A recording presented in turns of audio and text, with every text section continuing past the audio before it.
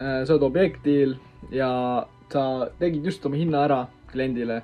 Klient ütleb, et kuule, et kas odavamalt ei saaks seda tööd ära teha või? Selle asemel, et hinda langetada, küsi selline küsimus kliendi käest.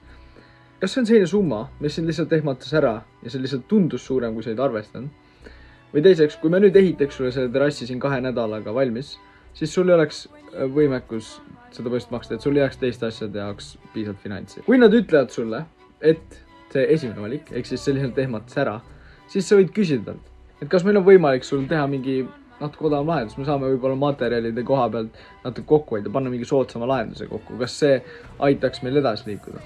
Kui ta valis teise variandi, ehk siis see, et tal reaalselt ei ole raha, siis on tavaliselt selline variant. Jaa, täiesti arusaadav. Meil tegelikult on ka järelmaksu variant, ehk siis kui me ehitaks selle terrassi siin 2 nädalaga valmis, siis me tegelikult saaks pakkuda sellele aastast järelmaksu. Nii et kas see võiks olla selline variant, mis võiks rohkem sobida?